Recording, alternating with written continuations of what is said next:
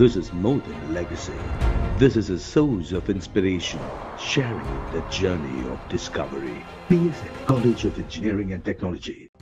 கன்னியாகுமரி விவேகானந்தர் மண்டபத்தில் பிரதமர் நரேந்திர மோடி தியானம் செய்யும் நிலையில் இந்த இடத்தின் சிறப்புகள் என்னவென்று தற்போது பார்க்கலாம்.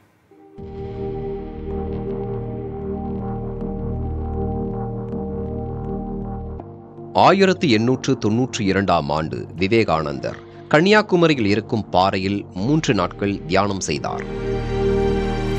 1970 ஆண்டு இந்த பாறையின் மீது விவேகானந்தர் மண்டபத்தை மத்திய அரசு அமைத்தது.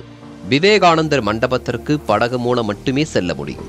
இந்த இடத்தில் 50 பேர் மட்டுமே அமர முடியும். விவேகானந்தர் மண்டபத்தில் விவேகானந்தர் முழு உருவ சிலைக்கு மரியாதை செலுத்தி அவரின் புத்தகங்களை பிரதமர் மோடி படிக்க இருக்கிறார்.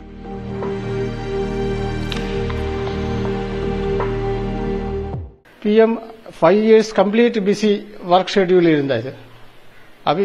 Ini further ദേശത്തിന് വേണ്ടി എന്ത് ചെയ്യും അതായിരിക്കണം അദ്ദേഹത്തിന്റെ ഉദ്ദേശം. അങ്ങിരുന്ന് തപം ചെയ്ത് ശാന്തമായിട്ട് ദേശത്തെ സ്വാമി വിവേകാനന്ദൻ വിചാരിച്ചതുപോലെ അതേപോലെ സ്വാമി വിവേകാനന്ദനെ പോലെ അവിടെ ഇരുന്ന് സ്വാമി വിവേകാനന്ദന്റെ പേര് നരേന്ദ്രനായിരുന്നു. ഇത് അനദർ സെക്കൻഡ് നരേന്ദ്ര.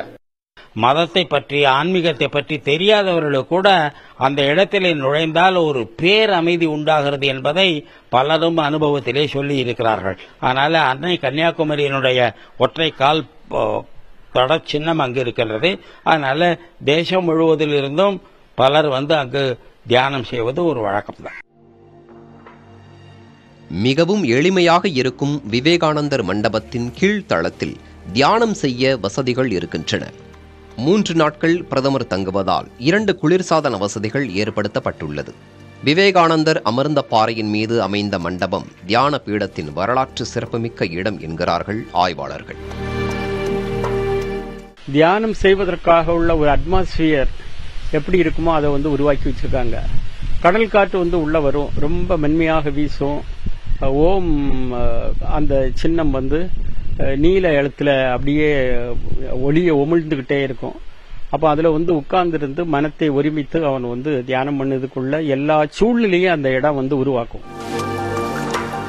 2014 மகாராஷ்டிரா மாநிலம் பிரதாப்கர் இடமும் 2019 கேதார்நாத் கோயிலில் தியானம் செய்த பிறகு கன்னியாகுமரி விவேகானந்தர் மண்டபம் தேசிய அரசியலில் விவாதிக்கப்படும் இடமாக மாறியிருக்கிறது. அரசியல் ரீதியாக பிரதமர் நரேந்திர மோடிக்கு பெரும் எதிர்ப்பு எழுந்திருந்தாலும் இது தனிப்பட்ட முறையில் பிரதமரினுடைய நிகழ்வு தியானம் நடத்துவது மட்டுமே அவருடைய குறிக்கோளாக இருப்பதாக பாஜகவினுடைய நிர்வாகிகள் தெரிவிக்கின்றனர். புதிய தலைமுறைக்காக ஒளிப்பதிவாளர்கள் விஜய் மற்றும் நாராயணமூர்த்தியுடன் செய்தியாளர்கள் நவ்ஃபல் மற்றும் Rajkumar. This is more than a legacy. This is a source of inspiration, sharing the journey of discovery. PSN College of Engineering and Technology.